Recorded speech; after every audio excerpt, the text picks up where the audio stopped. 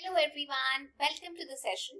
आज की क्लास में हम पढ़ने जा रहे हैं पंजाब स्कूल एजुकेशन बोर्ड की 8th क्लास की सोशल स्टडीज की बुक और उसका history section, chapter number 20, India after independence, यानी आजादी के बाद इंडिया में क्या क्या चुनौतियां आई थी उसके बारे में आज हम पढ़ेंगे। टॉपिक ये है कि नेशनल और रीजनल डेवलपमेंट क्या हुई थी 1947 के बाद। जो आज का इंडिया का मैप आप देख रहे हैं, 1947 के बाद ऐसा मैप बिल्कुल भी नहीं था। इंडिया का मैप बहुत अलग अलग छोटे हिस्सों में इंडिया जो है वो बटा हुआ था। कुछ एरियाज जो थे उनको हम बोलते हैं प्रिंसली स्टेट्स, जहां पर राजे अभी भी रूल कर रहे थे, और कुछ एरियाज थे जिनको हम प्रोविंसेस बोलते हैं, जैसे आज की डेट में हम स्टेट्स बोलते हैं। वो स्टेट्स थी पर आज के नक्शे के हिसाब से स्टेट्स नहीं थी। तो ब्रिटिशर्स जब इंडिया को छोड़ के गए तो उस टाइम पे उन्होंने एक कॉन्स्टिट्यूएंट असेंबली का गठन किया था, एक इंडियन मेंबर्स की कमेटी का गठन किया था, जिसका काम मेन ये था कि इंडिया का संविधान बनाना, या आप बोल सकते हैं इंडिया का कॉन्स्टिट्यूशन बनाना, जिसमें हर चीज लिखी होगी कि इंडिया का प्रशासन कैसे चलेगा, कौन अपॉइंट होगा, कैसे होगा। जैसे आज की डेट में इंडिया में सबसे सुप्रीम ना तो प्रेसिडेंट है ना प्राइम मिनिस्टर है, बल्कि इंडिया का कॉन्स्टिट्यूशन है जिसे हम संविधान बोलते हैं। तो कॉन्स्टिट्यूएंट असेंबली जो थी इंडिया की, उसने कॉन्स्टिट्यूशन बनाने का काम स्टार्ट किया था जुलाई 1946 के अंदर, और ये काम खत्म हुआ था 26 नवंबर। बहुत ज्यादा इंपॉर्टेंट डेट है, 26 नवंबर 1949 को। इस डे को हम लॉ डे और कॉन्स्टिट्यूशन डे के तरीके से भी मनाते हैं। तो ऑलमोस्ट आप कह सकते हैं 3 साल लग गए थे संविधान बनाने में। To be exact 2 years 11 months और 18 days लगे थे। हम एवरेज बोल देते हैं 3 साल लगे थे। तो इंडिया को जब आजादी मिली 15 अगस्त 1947 के अंदर, उस टाइम पे मेन काम ये था कि जो प्रिंसली स्टेट्स हैं जहां पर राजे महाराजे रूल कर रहे हैं, उनको इंडिया के साथ मर्ज करना, इंडिया का एक हिस्सा बनाना। ये काम प्रिंसली स्टेट्स को इकट्ठा करके मर्ज करने का दिया गया था सरदार वल्लभ भाई पटेल को। पटेल साहब को प्रिंसली स्टेट्स को प्रॉब्लम उनकी जो थी, वो कह रहे थे हम इंडिपेंडेंट रहना चाहते हैं, इंडिया का हिस्सा नहीं बनेंगे, इंडिया की यूनिटी में साथ नहीं देंगे, हम आजाद है, इंडिया के अंदर एक हिस्सा इंडिपेंडेंट रहेगा। ऐसे इंडिया कैसे चल सकता था।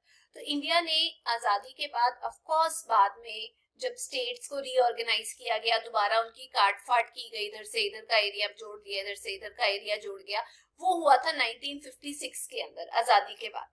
लेकिन उसके बाद धीरे धीरे करते करते प्रॉब्लम्स आनी शुरू हो गई, लेकिन इंडिया ने बहुत ज्यादा व्यापार में, एग्रीकल्चर में तरक्की की थी, जो हम आगे के चैप्टर्स में पढ़ेंगे। अब हम बात कर रहे हैं सबसे इंपॉर्टेंट टॉपिक की, मेकिंग ऑफ द कॉन्स्टिट्यूशन। जो कॉन्स्टिट्यूशन है, जो संविधान है जिसपे आज की डेट में हम निर्भर करते हैं, वो कैसे बना, वो क्या उसके रीति रिवाज थे। देखो, कॉन्स्टिट्यूशन बनाने के लिए मैं आपको ये बोलूंगी, ये एक कॉन्स्टिट्यूएंट असेंबली है, ठीक है। अब कॉन्स्टिट्यूएंट असेंबली के अलग अलग हिस्से थे कि ये टीम को ये काम करना है, ये टीम को ये काम करना है, दूसरी टीम को ये काम करना है। पर जो सबसे इंपॉर्टेंट काम था वो इस टीम के पास आया था। ये तीसरा नंबर नहीं है, बट वैसे ही आप याद कर सकते हैं, जिसे हम कहते हैं ड्राफ्ट करना, ड्राफ्टिंग कमेटी। जैसे घर में कोई पार्टी होती है तो नाम लिखे जाते हैं ना लोगों के, क्या क्या मेन्यू रखना है वो लिखा जाता है। तो मेन चिट्ठा जो था वो ड्राफ्टिंग कमेटी का था। तो इसके लिए ड्राफ्टिंग कमेटी जो है वो स्थापित की गई थी, और उस ड्राफ्टिंग कमेटी के जो प्रेसिडेंट हैं, जो लीड कर रहे थे उस ड्राफ्टिंग कमेटी को, वे थे डॉक्टर अंबेडकर। ये बात याद रखना कि ड्राफ्टिंग कमेटी को कौन लीड कर रहा था, उसके प्रेसिडेंट कौन थे, ये अक्सर पेपर में पूछा जाता है। वो थे डॉक्टर बी आर अम्बेडकर। तो इन्होंने ड्राफ्टिंग कमेटी का जो काम है वो खत्म हुआ था 21 फरवरी। इन्होंने कहा हमने 1948 में जो ड्राफ्ट है वो तैयार कर लिया। अब आप पूरी कमेटी के या पूरी कॉन्स्टिट्यूएंट असेंबली है उसको ये दिखा सकते हैं कि हमने ये प्रपोजल दिया कि कॉन्स्टिट्यूशन में ये सब कुछ होना चाहिए। तो इसके ऊपर जो चर्चा है, या आप कह सकते हैं डिस्कशन है, जो लोगों ने करनी शुरू की, ये लोग अलग अलग आपस में बातचीत कर रहे हैं। ये डिस्कशन होनी स्टार्ट हुई थी 4 नवंबर 1948 के अंदर। टोटल डिस्कशंस जो हुई थी 11 सेशंस के अंदर ये डिस्कशन हुई थी कि भाई ये संविधान ठीक बना है या नहीं बना। और इस डिस्कशंस के दौरान इसको जो चेंज किया जाता है उसे हम बोलते हैं अमेंडमेंट करना है। तो उन डिस्कशंस के दौरान जो 11 सेशंस में हुई थी, कम से कम 2473 अमेंडमेंट्स हुई थी। कुछ उसमें से एक्सेप्ट हो गई थी ज्यादातर, और कुछ एक्सेप्ट नहीं हुई थी कि जैसा है वैसे बिल्कुल ठीक है। तो फाइनली जितनी असेंबली के लोग बैठे थे उन्होंने ये बोला कि 26 नवंबर 1949 को हमारा जो कॉन्स्टिट्यूशन है, अगर आप बुक की स्टार्टिंग में भी देखेंगे, अपनी एनसीईआरटी की बुक की स्टार्टिंग में, तो प्रीएम्बल दिया हुआ है, प्रीएम्बल में भी यही वाली डेट मेंशन्ड है। तो बेसिकली सब लोगों ने पास कर दिया था, अप्रूव जिसे हम कहते हैं, कि हमारा कॉन्स्टिट्यूशन तैयार हो गया 26 नवंबर 1949 को। और इसको लागू करना, लागू तब किया जाएगा जब हमने पुराने चैप्टर में बोला है कि 26 जनवरी 1930 को बोला था ना पूर्ण स्वराज डिक्लेयर करेंगे, तो बोले इससे अगले साल जब 26 नवंबर आएगा 1950 को, उसको इंडिपेंडेंस डे मनाने की जगह, क्योंकि आजादी 15 अगस्त को मिली है, इस डेट की इंपॉर्टेंस रखते हुए हम इसको लागू करेंगे कॉन्स्टिट्यूशन को 26 जनवरी 1950 को। अब ये दोनों डेट्स को आप कैसे समझ सकते हैं? इसको आप ऐसे समझ सकते हैं कि इस दिन आप अपने नई क्लास की, जैसे अब आप 8th क्लास में हैं, तो 26 नवंबर 1949 को आप सोशल स्टडीज की किताब लेकर आए। अब आपका पेपर जो था वो लेट्स से 27 जनवरी को था, तो आपने लागू करना शुरू कर दिया, मतलब उसको पढ़ना शुरू कर दिया, समझना शुरू कर दिया, ताकि आप पेपर क्लियर कर सके। ये बात क्लियर हो गई। और इसमें जो लागू किया गया, उस टाइम पे इंडिया के जो फर्स्ट प्रेसिडेंट बने थे, ठीक है, वो थे डॉक्टर राजेंद्र प्रसाद। तो आपको ये पता होना चाहिए इंडिया के सबसे पहले प्रेसिडेंट कौन थे। ये उनकी तस्वीर है, राजेंद्र प्रसाद, और ये है भीमराव अंबेडकर जी। अब आ जाती हैं जी बात करने के लिए इंडिया की जो प्रिंसली स्टेट्स हैं, उनको इकट्ठा करने का काम, जिसे हम बोलते हैं यूनिफिकेशन करना, किसका? प्रिंसली स्टेट्स का। वो कैसे किया गया?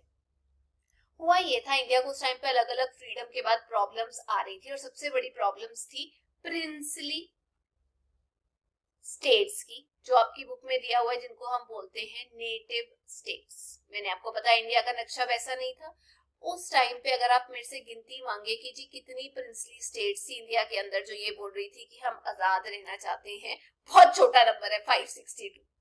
आज की डेट में तो इतनी स्टेट्स नहीं है इंडिया के अंदर जितनी उस टाइम पे प्रिंसली स्टेट्स थी। तो ये जो प्रिंसली स्टेट्स है, यहाँ पर रूलर्स रूल करते थे, राजे रूल करते थे।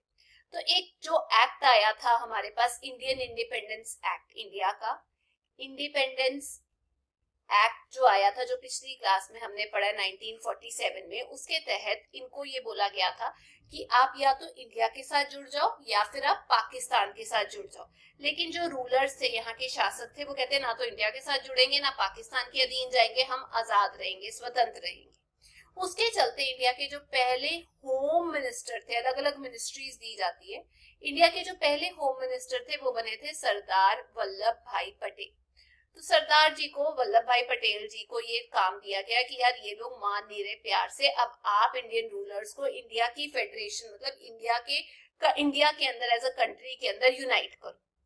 इनमें से कुछ स्टेट्स जो थी वो बहुत छोटी छोटी थी, इतनी इतनी थी, तो बोले ये इंडिपेंडेंट स्टेट का नाम तो ले तौर से तो रह नहीं सकती, तो इसके आसपास जो भी एरिया आ रहा है इसको इसके अंदर घुसा दिया जाए, मतलब मर्ज कर दिया जाए एक तरीके के साथ। वैसे ही अगर दो प्रिंसली स्टेट्स एक जैसी है, उनको मर्ज कर दिया जाना चाहिए, ठीक है। तो ऐसे करते करते अगर कहीं आसपास बॉर्डर कहीं दिखाई दे रहा है प्रिंसली स्टेट का, साथ में किसी के पड़ रहा है, तो उनके साथ उनको मर्ज कर देना चाहिए। तो ऐसे करते करते जो प्रिंसली स्टेट्स का नंबर है, कहीं ना कहीं ये कम हो गया था। वैसे ही इंडिया का मैप जब आप देखेंगे तो ये वाला जो एरिया, ये वाला एरिया, इसे हम बोलते हैं सौराष्ट्र का रीजन।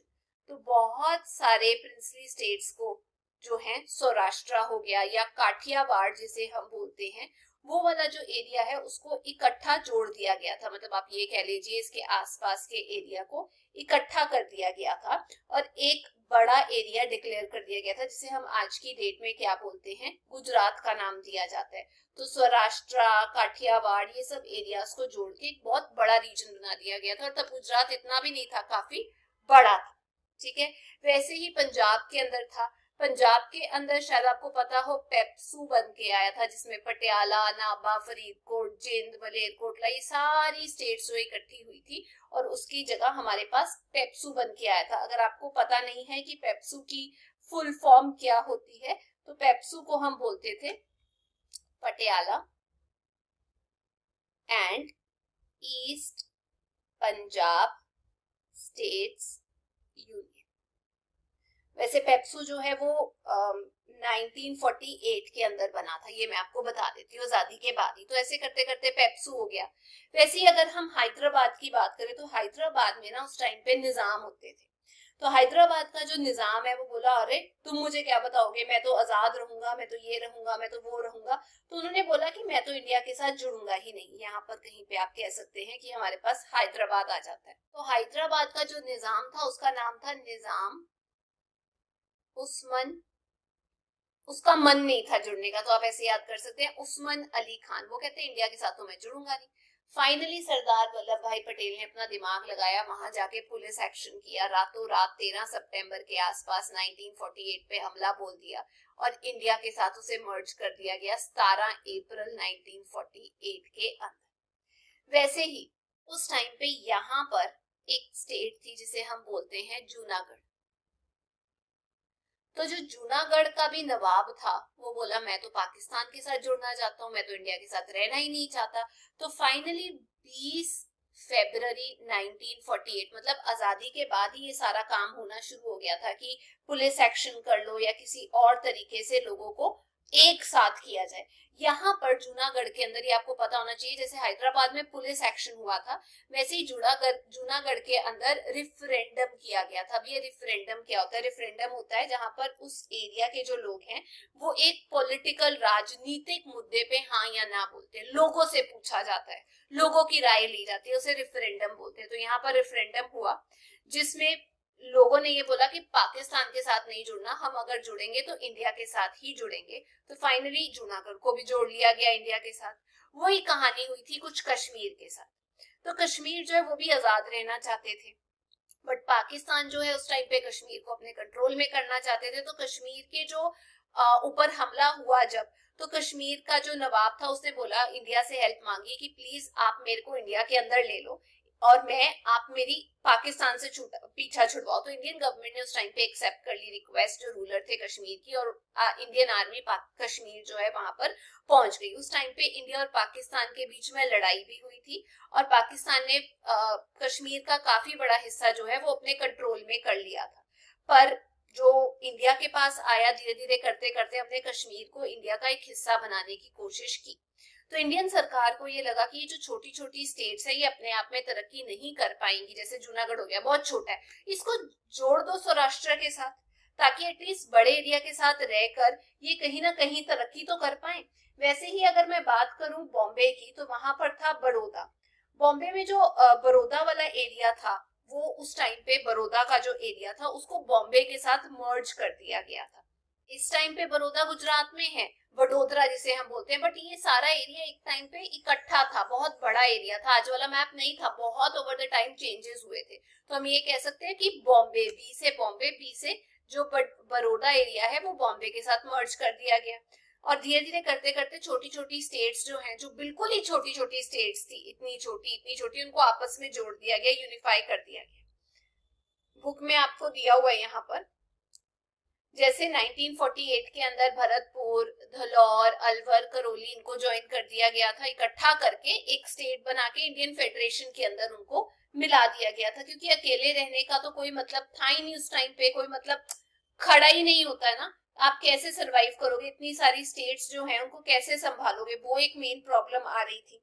तो फेडरेशन का मतलब वैसे होता है स्टेट्स का एक ग्रुप इकट्ठे आ जाना, ताकि जो छोटी छोटी स्टेट्स हैं वो इकट्ठी आके इंडियन फेडरेशन बना रही है। तो इसलिए बार बार मैं फेडरेशन वर्ड बोलूं, जहाँ पे स्टेट्स जो इकट्ठी होके एक यूनिट बना रही है। वैसे ही राजस्थान जो है वो फेडरेशन में जुड़ गया था, उसके अंदर बहुत सारे एरियाज आए थे, जैसे बूंदी, तलवारा, प्रतापगढ़ हो गया, शाहपुर हो गया, बंसवाड़ा हो गया, कोटा किशनगढ़ हो गया, इनको राजस्थान के अंदर जोड़ दिया गया था। अब मैं आपको बताना चाहती हूँ कि इंडिया के अंदर पोर्चुगीज और जो फ्रेंच लोग हैं, ब्रिटिशर्स के अलावा, वो भी रूल कर रहे थे। अब इंडिया के मैप पे जाते हैं। ये जो इंडिया का मैप है, यहाँ पर अगर आप ध्यान से देखें तो ये एरिया आ गया गोवा, ठीक है। यहाँ पे आप देख सकते हैं दमन एंड दीव, ये वाला एरिया, यहाँ पे दमन एंड दीव आ जाता है। अब आप यहाँ पर देख सकते हैं पोर्चुगीज जो लोग हैं उन्होंने ये दमन एंड दीव और ये गोवा, इसके ऊपर पोर्चुगीज लोगों का कंट्रोल था। अब बात करते हैं फ्रेंच लोगों ने हमारे कौन कौन से एरियाज ऑक्यूपाई किए थे। देखो, हम जब पौंडीचेरी या पुडुचेरी बोलते हैं ना, वो अलग अलग हिस्सों में बटा हुआ है। यहाँ पर आप देख सकते हैं पौंडीचेरी लिखा हुआ है, वहां पे उसको यमन के नाम से पौंडीचेरी का एक हिस्सा है। यहाँ पर जो पौंडीचेरी है ये माही है, यहाँ पर जो पौंडीचेरी है ये कैरेकल है, यहाँ पर पौंडीचेरी ही है। तो पौंडीचेरी के 4 पार्ट्स हैं।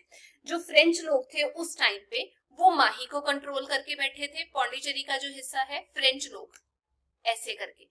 उसके बाद उनके पास हमारा जो एरिया पौंडीचेरी का मेन पौंडुचेरी है वो एरिया उनके पास आ रहा था, कैरेकल का भी कुछ एरिया उनके पास था। उसके अलावा यहाँ पर ये वाला जो एरिया है ये भी फ्रेंच लोगों के पास था, जिसको हम बोलते हैं चंदर नगर। ठीक है, तो ये एरियाज जो थे ये फ्रेंच लोगों के कंट्रोल में थे और ये जो है पोर्चुगीज के कंट्रोल में थे। तो जो फ्रेंच लोग थे उन्होंने तो चुपचाप जो एरिया था जब इंडिया आजाद हुआ हमारे को दे दिया, मतलब हम ये कह सकते हैं 1954 के अंदर फ्रेंच लोग चुपचाप खिसक गए, उन्होंने दे दिया। पोर्चुगीज ने ऐसा बिल्कुल नहीं किया। तो इंडियन गवर्नमेंट को अपनी आर्मी मिलिट्री का यूज करके पोर्चुगीज को खदेड़ना पड़ा, बाहर निकालना पड़ा। और finally Goa, Daman, Diu, Dadar and Nagar Haveli, ये बिल्कुल इसके नीचे ये दादर एंड नगर हवेली का एरिया, इन सब एरिया को इंडियन फेडरेशन के अंदर जोड़ दिया गया। ये जो फ्रेंच एरिया पोर्चुगीज के एरिया है ये इंडिया के अंदर जुड़े थे 20 दिसंबर 1961 को। तो पोर्चुगीज का एरिया लेट जुड़ा था।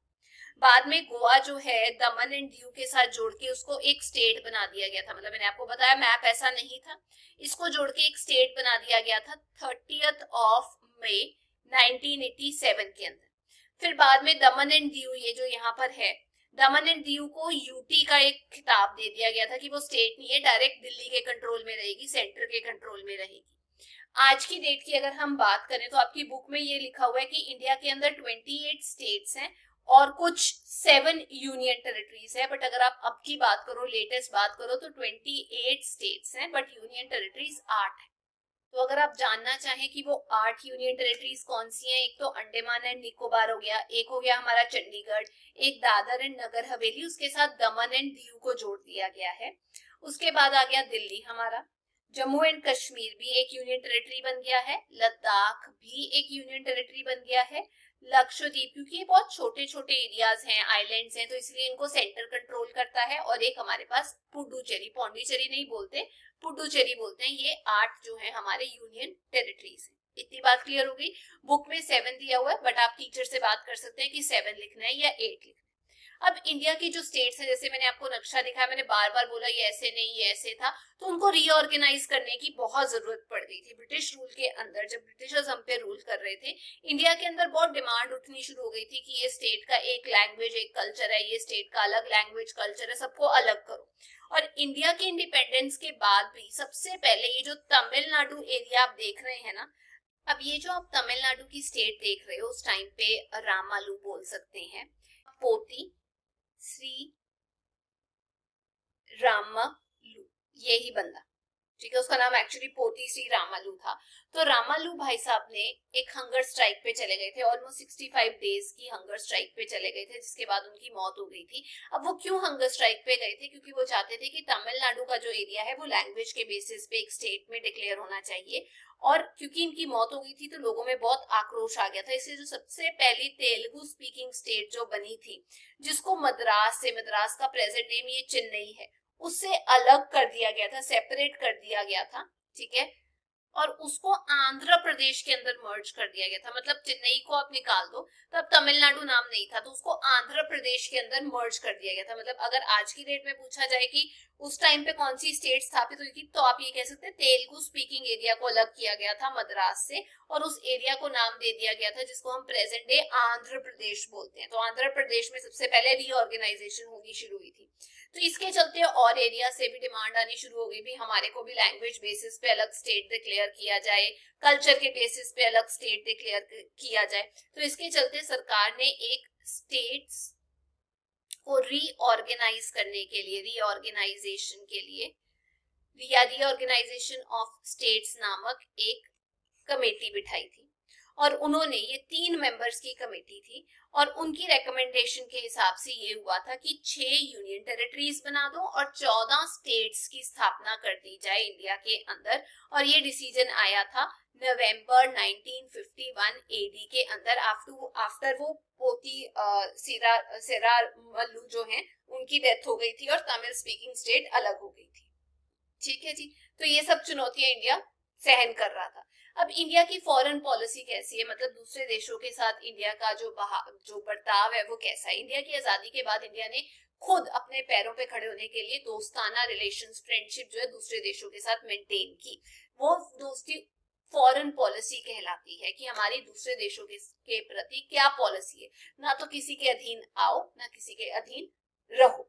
तो इसमें यह था कि पीसफुली कोएग्जिस्ट करो, खुद भी शांत रहो, जियो और जीने दो। इंडिया दूसरे देशों की और अपनी सोवरेनिटी मतलब अपनी इंडिपेंडेंस जो है एक तरीके से कि हम किसी के अधीन नहीं हैं, उसकी रिस्पेक्ट करता था, अपनी भी दूसरी कंट्री की भी। और ये बोलता था कि जो अलग अलग धर्मों के, देशों के, कास्ट के, जाति के लोग हैं वो सब बराबर है। इंडिया उन लोगों के या उन कंट्रीज के अगेंस्ट है जहां पर जो गवर्नमेंट है जिन देशों में लोगों के बीच में भेदभाव करती थी, कास्ट, जात के आधार पे, कलर, क्रीड, रंग के आधार पे। जैसे साउथ अफ्रीका में अपार्थाइड चलता था, जो काले लोग हैं उनको अलग रखा जाता था, जो बहुत गलत था। तो इंडिया ने उसके अगेंस्ट बोला। ये देखिए साउथ अफ्रीका की गवर्नमेंट में जो डिस्टिंक्शन की जा रही थी अफ्रीकन और एशियन लोगों के बीच में कि ये रंग के आधार पर डिस्टिंक्शन की जा रही है, जिसे हम बोलते हैं अपार्थाइड। यहाँ मैं लिख देती हूँ, बुक में नहीं दिया हुआ। उसको रोका। नेल्सन मंडेला भी इसके लिए खड़े हुए थे। नेल्सन मंडेला साउथ अफ्रीका के लोगों के लिए खड़े हुए थे, अपार्थाइड के अगेंस्ट खड़े हुए थे। तो इंडिया को ये लगता है कि इंटरनेशनल जितने भी मुद्दे हैं उनको शांति से मिटाया जा सकता है। मतलब आपको उसके लिए हमेशा ऐसा नहीं है कि बंदूक के और वो सब उठाने की जरूरत है, बिल्कुल भी नहीं।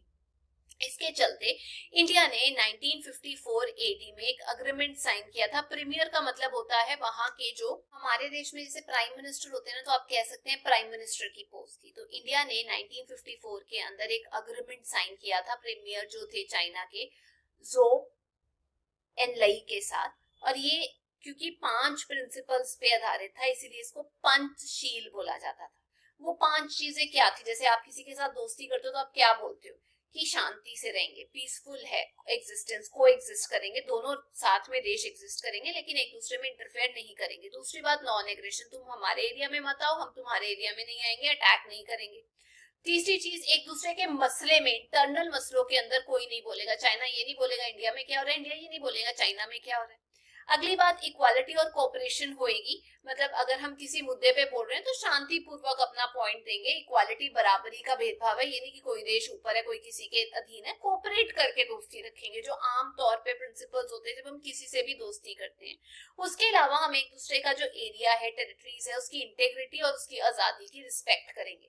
अगर आपको नहीं पता कि इंटेग्रिटी क्या होता है, तो इंटेग्रिटी का बेसिक मतलब होता है कि जब आप अपने जो मॉरल सिद्धांत है, प्रिंसिपल्स हैं, उसकी बात करते हैं तो हम बोलते हैं इंटेग्रिटी।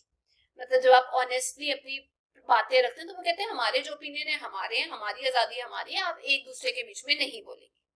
अब बात करते हैं, एक और कॉन्फ्रेंस हुई थी जिसे हम बोलते हैं बंदुंग कॉन्फ्रेंस। बंदुंग नहीं, बंदुंग कॉन्फ्रेंस। ये हुई थी इंडोनेशिया में, जिसके लिए मैं आपको मैप में दिखाना चाहती हूँ कि एग्जैक्टली इंडोनेशिया है कहाँ पे। ये जो एरिया आप देख रहे हैं ये इंडिया है, तो ये वाला एरिया हमारे पास चाइना का आ गया। तो इंडिया के जो पहले प्राइम मिनिस्टर थे जिनका नाम था पंडित जवाहरलाल नेहरू, उन्होंने पार्टिसिपेट किया था एशिया की, इसको हम एशिया बोलते हैं। और जो कॉन्फ्रेंस हुई थी अफ्रीका की, एफ्रो एशिया कॉन्फ्रेंस हुई थी इंडोनेशिया के अंदर एक शहर में जिसका नाम है बंदुंग, इसीलिए इसका नाम बंदुंग कॉन्फ्रेंस रखा गया। 1955 के अंदर ये कॉन्फ्रेंस हुई थी। वहां पर चाइना के प्रीमियर जिनका नाम हमने अभी पढ़ा है ऊपर आपने, ज़ो एनलाई, वो पहुंचे थे। इंडोनेशिया से सुकरानो वो पहुंचे थे। और इंडिया और बहुत सारे देशों से अलग अलग रिप्रेजेंटेटिव जो उस देश को रिप्रेजेंट कर रहे थे एशिया से, अफ्रीका से, उन्होंने पार्टिसिपेट किया था। और वहां पर ये कॉन्फ्रेंस में यही डिस्कस हुआ था कि कैसे शांतिपूर्वक रह सकते हैं। और इनफैक्ट पंचशील भी डिस्कस किया गया था, जो हमने किस कंट्री के साथ साइन किया ये मुझे कमेंट सेक्शन में बताना, आपने अभी मेरे से सुना है। अब बात करते हैं नॉन अलाइंड मूवमेंट की। देखो जैसे ही सेकेंड वर्ल्ड वॉर खत्म हो गया, सेकेंड वर्ल्ड वॉर के खत्म होने के बाद उस टाइम पे जो पूरी दुनिया है वो 2 हिस्सों में बट चुकी थी।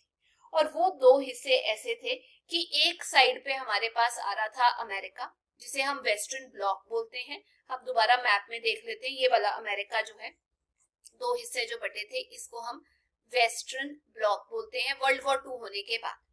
और एक साइड पे ज्यादातर ये वाला एरिया, रशिया का जो एरिया है वो वाला आ रहा, ठीक है।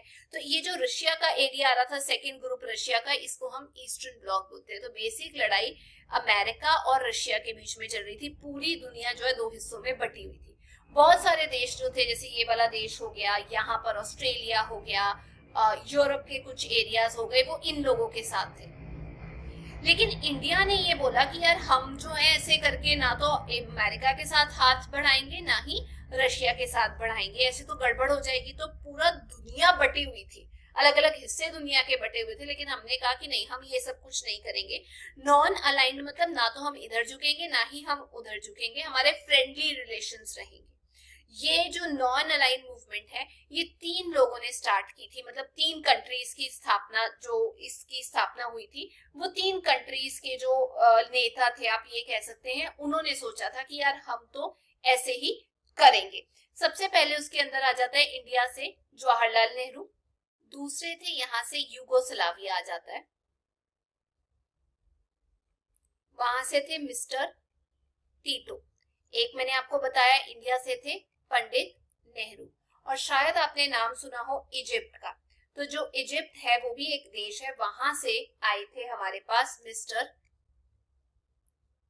नसीर। अगर आप लोगों को नहीं पता इजिप्ट का है तो यहाँ पर इजिप्ट आ जाता है। तो ये तीनों कंट्रीज ने नाम की स्थापना की थी नॉन अलाइन मूवमेंट में, और ये स्टार्ट हुआ था 1961 के अंदर। इसके जो प्रिंसिपल्स थे मोर और लेस अगर आप देखेंगे पंचशील के ऊपर ही थे कि भाई हम किसी ब्लॉक के साथ हिस्सेदारी नहीं करेंगे, हम शांति से रहना चाहते हैं और आप हमें रहने दीजिए। इस क्योंकि अभी एक तरीके से एक पैक्ट तैयार हो गया था और टाइम टू टाइम इसे रिव्यू करने की बहुत ज्यादा जरूरत थी, इसीलिए इसकी जो फर्स्ट सेशन है या आप कह सकते हैं फर्स्ट कॉन्फ्रेंस जो हुई थी इस नॉन अलाइन मूवमेंट की, वो हुई थी बेलग्रेड के अंदर 1961 के अंदर। अगर आप लोगों को नहीं पता कि बेलग्रेड कहाँ पर है, तो बेलग्रेड जो है वो सर्बिया का एक हिस्सा है, यहीं पे आ जाता है बेलग्रेड।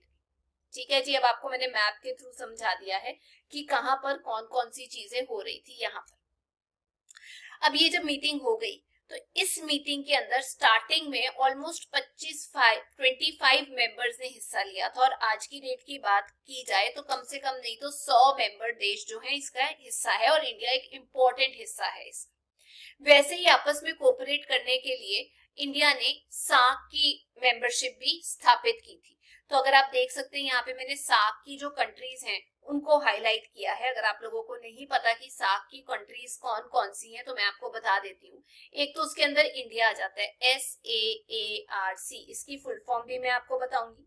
उसके अंदर आ जाता है ये वाला एरिया, ये अफगानिस्तान, ये आ गया पाकिस्तान, मतलब इस एरिया के अंदर कोऑपरेशन करने के लिए। उसके बाद उसके अंदर आ जाता है श्रीलंका, आप देख सकते हैं, फिर बांग्लादेश भी उसके अंदर आ जाता है, नेपाल भी उसके अंदर आ जाता है, भूटान भी उसके अंदर आ जाता है।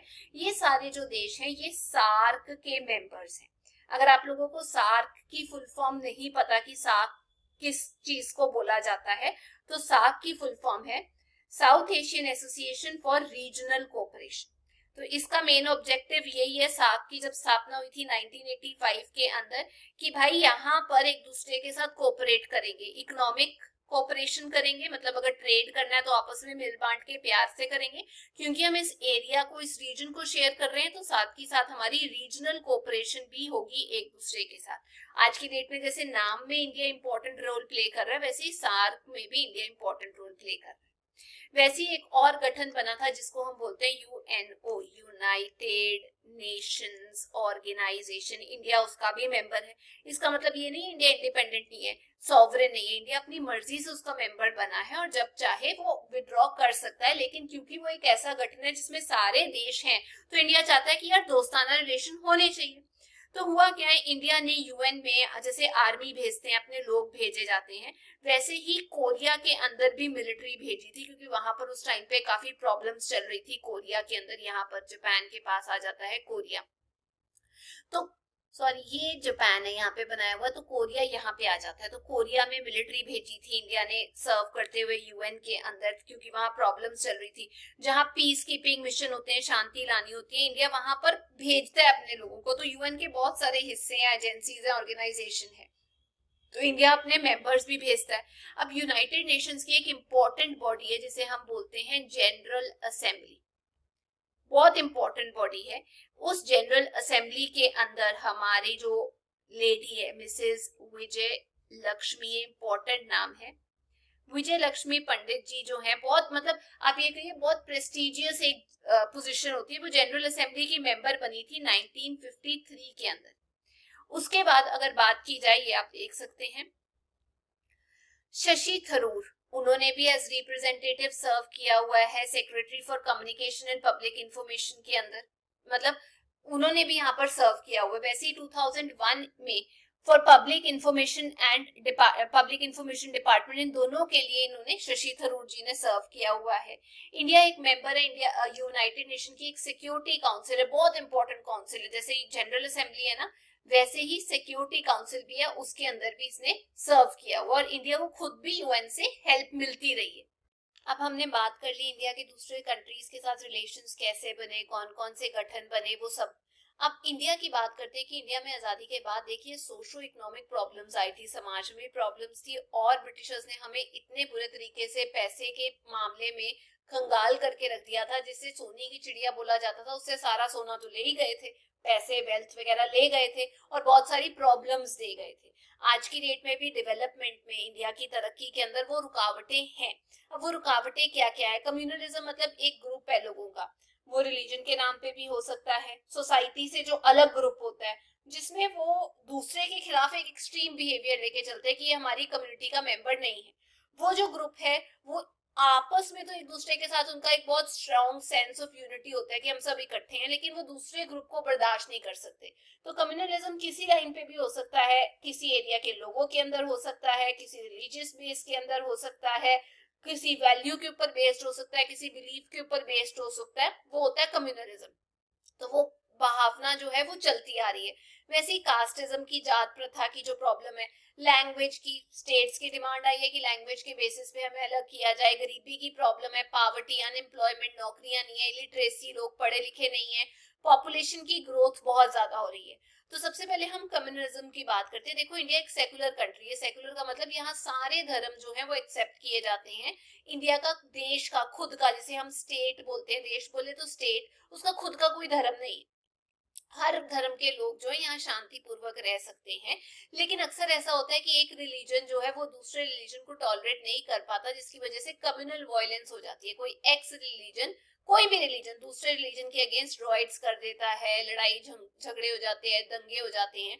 तो लोगों को ये लगता है कि अरे नहीं, सरकार जो है उसको जो माइनॉरिटी है, जो पॉपुलेशन कम है, उसके ऊपर ज्यादा ध्यान देना चाहिए। इसलिए हमारे जो प्राइम मिनिस्टर थे सरदार मनमोहन सिंह जी, उन्होंने एक स्पीच दी थी 9 दिसंबर 2006 के अंदर, जिसमें उन्होंने ये बोला था, we will make a plan to give the due share of the development of India to the minorities. कहने का मतलब जैसे जैसे इंडिया तरक्की कर रहा है, तो जो माइनॉरिटी में रह गए हैं लोग, जिनकी संख्या ज्यादा नहीं है, या इकोनॉमिक वैल्यू में पीछे रह गए हैं, या रिलीजियस माइनॉरिटी है, या कहीं पिछड़े इलाके में रह गए हैं, हम उनको भी तरक्की का श्रेय देंगे, उनको भी डिलीवर करेंगे जो उनका हक है। वैसे ही लिटरेसी की प्रॉब्लम है। अगर बात की जाए तो 230 मिलियन इंडियंस जो हैं वो पढ़े लिखे नहीं है, इलिटरेट है। हर एक 100 महिलाएं जो हैं उसमें से 60 वुमेन जो है वो इलिटरेट है, क्योंकि पहले तो वैसे ही वुमेन को एजुकेशन के हक में नहीं थे लोग। तो इलिटरेसी की वजह से नौकरियां नहीं मिलती, जो मेन कॉज है गरीबी का। इंडियन गवर्नमेंट ने, सरकार ने टाइम टू टाइम इलिटरेसी को, अनपढ़ता को दूर करने की बहुत कोशिश की है। यहाँ तक कि ये प्रोविजन किया है कि यार 14 साल तक के बच्चे को कंपलसरी, जरूरी और फ्री एजुकेशन दी जाएगी, और नहीं तो और स्कूल में ही आपको खाना भी दिया जाएगा, जैसे सर्व शिक्षा अभियान चल रहा है। इंडियन गवर्नमेंट ने गरीब लोगों को स्कॉलरशिप भी दी है, इंटेलिजेंट बच्चों को स्कॉलरशिप दी है, ताकि वो आगे जाके अपनी पढ़ाई पूरी कर सके।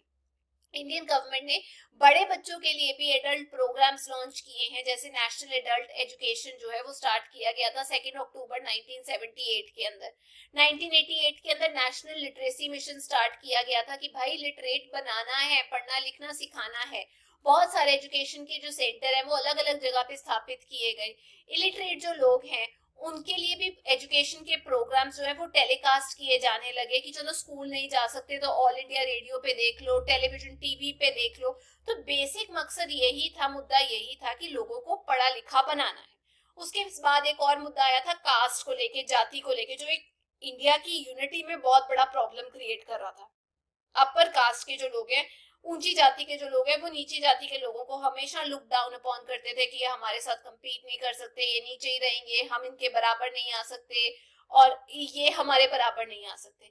इसकी वजह से सरकार ने सबसे पहले संविधान के अंदर आर्टिकल 17 डाला, जैसे एक कॉन्स्टिट्यूशन का हिस्सा बनाया, जिसमें अनटचेबिलिटी, छूत छात की जो बीमारी है उसको बैन कर दिया। अगर कहीं पे भी जो छूत छात की बीमारी प्रचलित है तो उसके लिए कानूनन सजा दी जाती है अगर आप ये भेदभाव करते हो। फिर लिंग्विज्म का मतलब लैंग्वेज, अलग अलग लैंग्वेज बोली जाती थी इंडिया के अंदर, तो अलग अलग हिस्सों से डिमांड आई कि लैंग्वेज के बेसिस पे जो स्टेट्स हैं उनको अलग कर देना चाहिए और हमारी लैंग्वेज बेहतर है, तुम्हारी ये, वो लड़ाइयां चल रही थी। गरीबी, पावर्टी की प्रॉब्लम थी।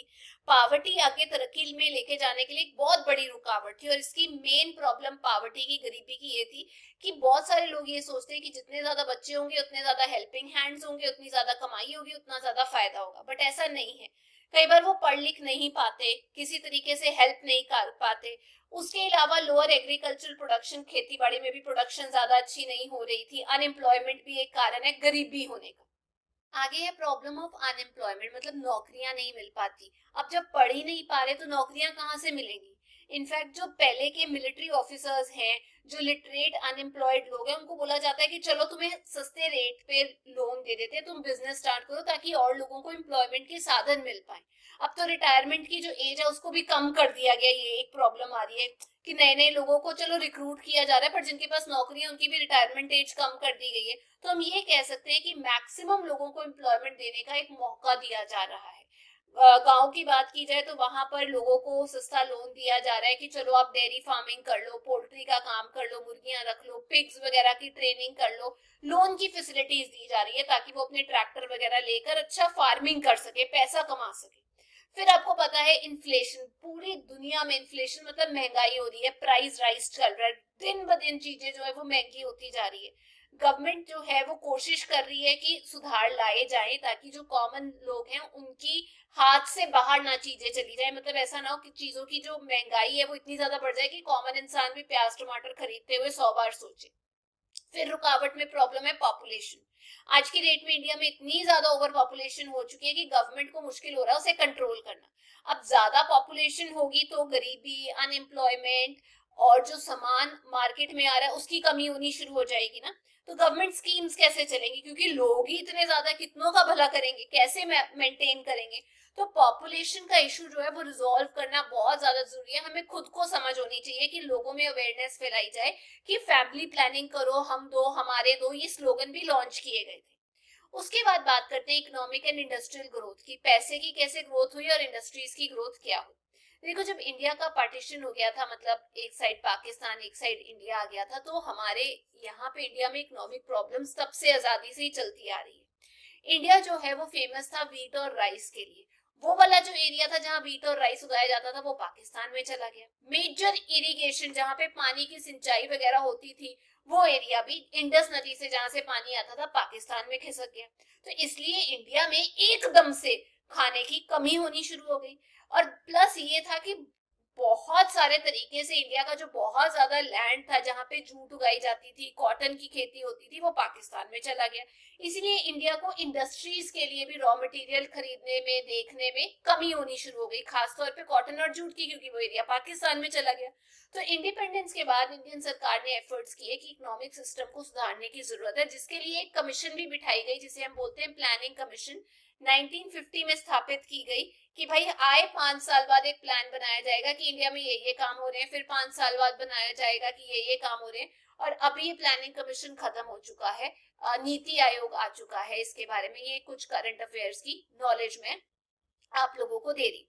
अब बात करते हैं एग्रीकल्चर की। देखो, इंडिया जो है वो एक खेती बाड़ी वाला देश है जहां पर खेती बाड़ी की जाती है। जो फूड है, खाने का जो एरिया है वो 75% ऑफ द खेती बाड़ी एरिया पे उगाया जाता है। बाकी चीजें उगाई जाती हैं, लक्कड़ वगैरह, बाकी सब कुछ जो फ्रूट्स वगैरह, या आप कह सकते हैं जो चीजें हर्ब्स की हो गई, स्पाइसेस हो गई।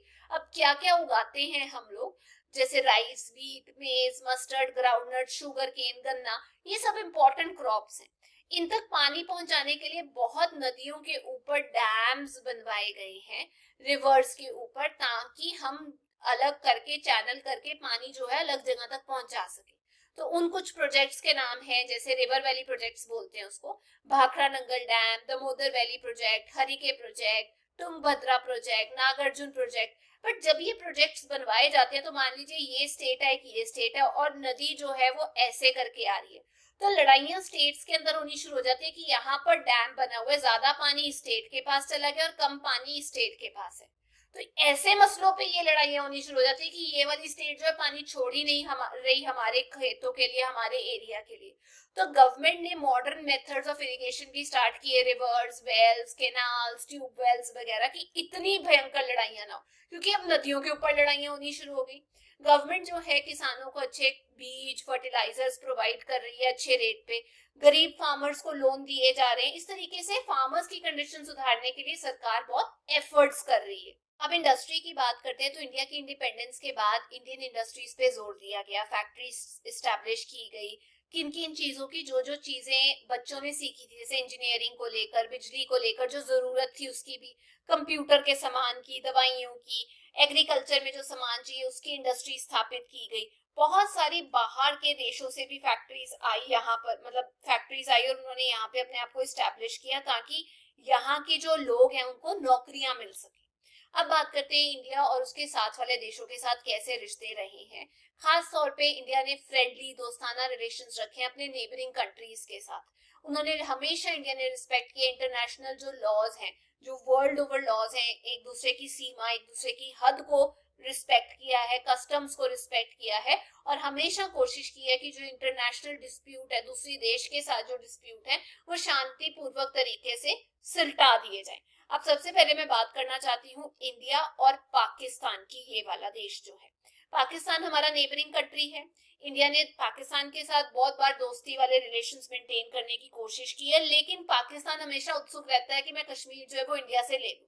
तो कश्मीर एक मेजर डिस्प्यूट का, लड़ाई का कारण बना रहा है इंडिया और पाकिस्तान के बीच में, जिसकी वजह से इंडिया ने दूसरे कंट्रीज की मदद मांगी, यूनाइटेड नेशंस की मदद मांगी, एजेंसीज की मदद मांगी कि यार कश्मीर का जो इशू है उसको सुलझाया जाए इंडिया और पाकिस्तान के बीच में, कि वो इंडिया का ही भाग है। लेकिन इस मुद्दे के ऊपर कोई भी सोल्यूशन नहीं निकल पाया। उसके अलावा 3 मेजर लड़ाइयां हुई हैं इंडिया की पाकिस्तान के साथ, एक 1962 में, एक 1965 के अंदर और एक 1972 के अंदर। बट उसके बाद एक 1999 के अंदर भी हुई थी, शायद आपको पता हो, कारगिल की लड़ाई। तो ये जो 3 लड़ाइयां हुई हैं ये हमेशा बॉर्डर को लेके ही हुई हैं। वो कहते हैं हम यहाँ से बॉर्डर में आ जाएंगे, हम यहाँ इन्फिल्ट्रेट कर देंगे। सबसे ज्यादा जो डिस्प्यूटेड एरिया है वो इंडिया के अंदर जो है वो है कारगिल का एरिया, जहाँ पे सबसे ज्यादा हम ये कह सकते हैं कि लड़ाइयां हुई हैं। खासतौर पे जैसे मैंने आपको बताया 1999 के अंदर भी हुई। अब ये कारगिल है कहाँ पे एग्जैक्टली, आप ये कह सकते हैं ये जो लाइन आप देख रहे हैं इसके नीचे यहाँ पर हमारे पास कारगिल पड़ जाता है। तो यहाँ पर सबसे ज्यादा डिस्प्यूटेड एरिया है और लड़ाइयां हुई हैं।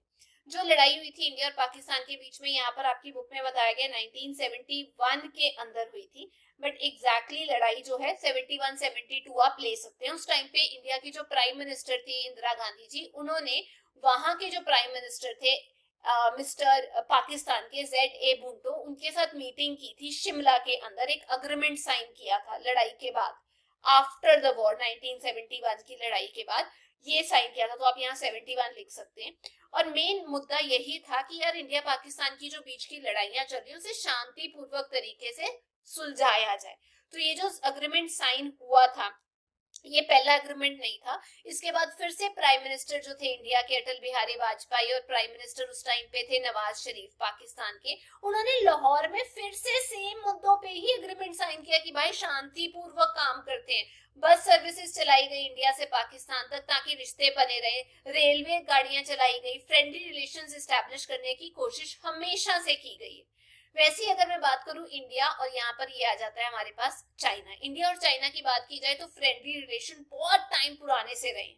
दोनों कंट्रीज एक दूसरे के पास इसलिए रही है क्योंकि यहाँ पर बुद्धिज्म जो है वो सबसे ज्यादा बड़ा था। इस एरिया से जो बुद्धिज्म है वो उभर कर आया था और इंडिया में भी बहुत बुद्धिस्ट लोग हैं। तो बुद्धिज्म एक कॉमन कॉज है दोनों की दोस्ती का। इंडिया पहली कंट्री थी जिसने रिकॉग्नाइज किया था कि जो चाइना है, गवर्नमेंट ऑफ चाइना है, वो मतलब इस्टेब्लिश करे अपने आप को, ठीक है वो सरकार ठीक है। एक कम्युनिस्ट रेवोल्यूशन हुआ था 1949 के बाद, उसके बाद इंडिया पहली कंट्री थी जिसने बोला था सरकार जो है चाइना की ऐसे ही चलनी चाहिए जैसे चाइना ने अब स्थापित की है। ये रेवोल्यूशन होने के बाद, वो जो लड़ाई हुई थी उसके बाद की बात है। इंडिया ने चाइना की मेंबरशिप यूनाइटेड नेशन में उसको भी सपोर्ट किया कि चाइना को चलो मेंबर बनाओ। इंडिया और चाइना ने एक अग्रीमेंट भी साइन किया था 1954 के अंदर, जो बेसिस जिसके थे मैंने आपको बताया पंचशील के। उसके बाद एक लड़ाई हुई इंडिया और चाइना के बीच में। ये लड़ाई हुई थी 1962 के अंदर बॉर्डर डिस्प्यूट को लेकर। ज्यादातर नेबरिंग कंट्रीज के साथ बॉर्डर डिस्प्यूट्स को लेकर ही लड़ाइयां होती हैं। यहाँ पर एक चीज ध्यान देना, मैंने यहाँ 62 लिख दिया है, तो आप ये कह सकते हैं 62 की जो लड़ाई है वो चाइना के साथ हुई थी, पाकिस्तान के साथ नहीं। तो ये वाली तीन आप देख सकते हैं, 65 में, 71 में, 1999 के अंदर, ये पाकिस्तान की थी। तो ये थोड़ा सा करेक्शन कर लेना। तो 62 में जब लड़ाई हुई बॉर्डर डिस्प्यूट को लेके, वो ज्यादातर बॉर्डर डिस्प्यूट ना इधर आता है नॉर्थ ईस्ट के अंदर, तो वो कहते हैं ये हिस्सा हमारा है, यहाँ से अटैक किया जाता है इस एरिया से, ठीक है। तो ये जब लड़ाई हुई उसके बाद फिर से फ्रेंडली रिलेशन हुए, काफी देर तक अच्छा नाता चलता रहा, इम्प्रूवमेंट दिखाई दी रिश्तों के अंदर 1980 में। उसके बाद इंडिया और चाइना के जो प्राइम मिनिस्टर्स थे उन्होंने फिर डिस्कस किया, रेगुलरली डिस्कस करते हैं कि यार एक दूसरे की टेरिटरी में नहीं घुसेंगे। बट क्या होता है, पाकिस्तान यहाँ से अटैक मार देता है, कभी यहाँ से, और जो चाइना है वो यहाँ से गड़बड़ करनी शुरू कर देता है। अब बात करते हैं इंडिया और यूनाइटेड स्टेट्स के रिश्तों के बारे में। यूएसए ना एक सुपर पावर रही है दुनिया की हमेशा से। तो इंडिया के जो रिश्ते हैं यूनाइटेड स्टेट्स के साथ हमेशा सिंपल और प्यार वाले नहीं रहे, कई बार अच्छे रहे हैं, खट्टे रहे हैं, कई बार मीठे रहे हैं।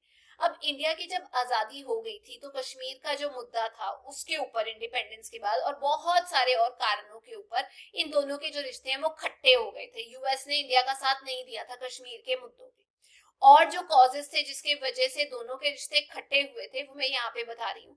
यूनाइटेड स्टेट्स ने, यूएसए ने बहुत बार एक्स्ट्रा हेल्प की है पाकिस्तान की मिलिट्री के फॉर्म में।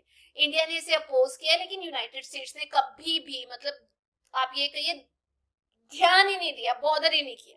दूसरी बात, पाकिस्तान जो है वो एक मेंबर बन गया था मिलिट्री अलायंस का यूएसए के साथ। मिलिट्री अलायंस मतलब यूएसए और बाकी सारे दोस्त जो हैं देश, वो अपनी मिलिट्री को स्ट्रॉन्ग कर रहे थे कि अगर उनके किसी भी दोस्त के ऊपर हमला होगा तो हम सब हमला कर देंगे। लेकिन इंडिया जो है उसने मना कर दिया कि मैं इस अलायंस का मेंबर नहीं बनूंगा, लेकिन पाकिस्तान बोला मैं तो यूएसए का मेंबर बनूंगा, मेरे ऊपर हमला मतलब यूएस के ऊपर हमला, यूएस के ऊपर हमला किसी ने किया तो मतलब मेरे ऊपर। तो एक मिलिट्री अलायंस हो गया, अलायंस मतलब दोस्ती। जब इंडिया की लड़ाई चल रही थी पाकिस्तान के साथ, उस टाइम पे इंडिया और बांग्लादेश जो है वो एक ही यूनिट होते थे। मतलब आप ये कहिए कि जो इंडिया और बांग्लादेश है, वो ये वाला बांग्लादेश जो है ये इंडिया का हिस्सा होता था। लेकिन इधर से इंडिया की पाकिस्तान के साथ लड़ाई चल रही थी, उधर बांग्लादेश जो है वो स्थापित हो रहा था, जिसे 1971 में स्थापित किया गया।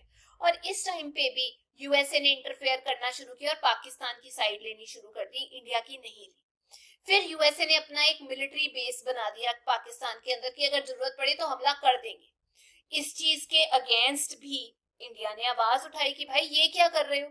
इंडिया के अंदर हमारे पास दो आइलैंड्स है जिसे हम डियागो गैरेशियस आइलैंड्स बोलते हैं इंडियन ओशन के अंदर। अगर तुम किसी कंट्री के बिल्कुल बगल में जाकर अपने एक मिलिट्री को खड़ा कर दोगे तो वो दूसरा कंट्री तो महसूस करेगा ना कि यार ये तो हमारे साथ बहुत गलत हो रहा है, तुम तो हमारे बिल्कुल बगल में आके अपनी मिलिट्री को यहाँ पर खड़ा करके हमें धमकी देने की कोशिश कर रहे हो। तो इसीलिए उन्होंने बार बार, यूएसए ने कभी पाकिस्तान को एड दिया, कभी अपने आइलैंड्स जो है इंडिया के बिल्कुल पास वहां पर मिलिट्री बेस बना दिया। अगर आप लोग जानना चाहते हैं कि ये वाले आइलैंड्स एग्जैक्टली कहां पर हैं तो मैं आपको मैप में बता देती हूँ। तो इसके बिल्कुल पास में यहाँ पर मॉरिशस पड़ जाता है, और मॉरिशस से थोड़ा सा ऊपर यहाँ पर ये आइलैंड्स है। तो कभी पाकिस्तान में, कभी ये आइलैंड्स के पास उन्होंने मिलिट्री बेस की स्थापना करनी शुरू कर दी थी। और इंडियंस को ये लग रहा था कि यार ये तो हमारी सिक्योरिटी के ऊपर एक थ्रेट है। प्लस यूएसए के पास न्यूक्लियर पावर थी, और इंडिया ये कह रहा था कि यार ऐसे अगर तुम न्यूक्लियर वेपन रखते जाओगे, जैसे हिरोशिमा और नागासाकी में हुआ है, तबाही हुई है न्यूक्लियर वेपन की वजह से, तो वो तो बहुत गलत है। तो न्यूक्लियर पावर को लेकर, न्यूक्लियर पावर से बिजली भी बनती है, लेकिन अगर आप उससे बॉम्ब बनाने शुरू कर दोगे तो ये गलत है। तो हमारे जो विचारधारा, यूएसए कहता नहीं मैं तो रखूंगा, तो इंडिया ने बोला कि यार न्यूक्लियर पावर का इतना बुरे तरीके से यूज नहीं होना चाहिए। तो यूएसए ने इंडिया को भी न्यूक्लियर पावर की जो सप्लाई है, जो फ्यूल है जो चाहिए होता है न्यूक्लियर एनर्जी को यूज करने के लिए, जो फ्यूल चाहिए होता है उसके ऊपर रोकथाम लगा दिया था, जब इंडिया ने बोला न्यूक्लियर पावर के ऊपर हमारे सेम विचार नहीं है। प्लस इंडिया ने साइन नहीं किया था सीटीबीटी। अगर आप लोगों को जानना है कि सीटीबीटी का फुल फॉर्म क्या है तो मैं आपको बता देती हूँ। ये है कॉम्प्रिहेंसिव, ये न्यूक्लियर एनर्जी को लेकर है, nuclear test ban treaty.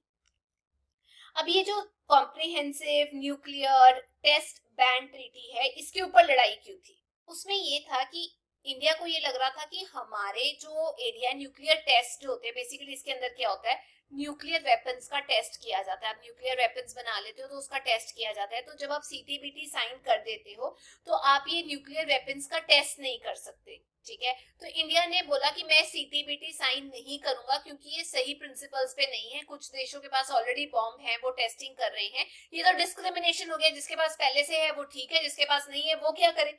India को ये लगा सीटीबीटी साइन करके मैं तो अपनी नेशनल सिक्योरिटी जो वो छिक्के पे टांग दूंगा, है ना, क्योंकि मैं तो उसके बाद एबिलिटी रख ही नहीं पाऊंगा न्यूक्लियर टेस्ट करने की, और मेरे ऊपर किसी ने हमला कर दिया तो फिर मैं क्या करूंगा। तो इसीलिए ये ट्रीटी जो है ये बैन करती है नॉन न्यूक्लियर पावर कंट्रीज को कि उनके पास न्यूक्लियर पावर नहीं होनी चाहिए। अब यूएस के पास तो न्यूक्लियर पावर है, वो सीटीबीटी साइन कर ले तो कोई प्रॉब्लम नहीं। इंडिया तो मतलब न्यूक्लियर पावर का फ्यूल ही यूएस से आ रहा है, तो इंडिया कहता है भाई मेरे पास तो न्यूक्लियर पावर, अगर आप ये कह रहे हो मैं नॉन न्यूक्लियर पावर कंट्री हूँ तो मैं न्यूक्लियर पावर कैसे लेकर आऊं।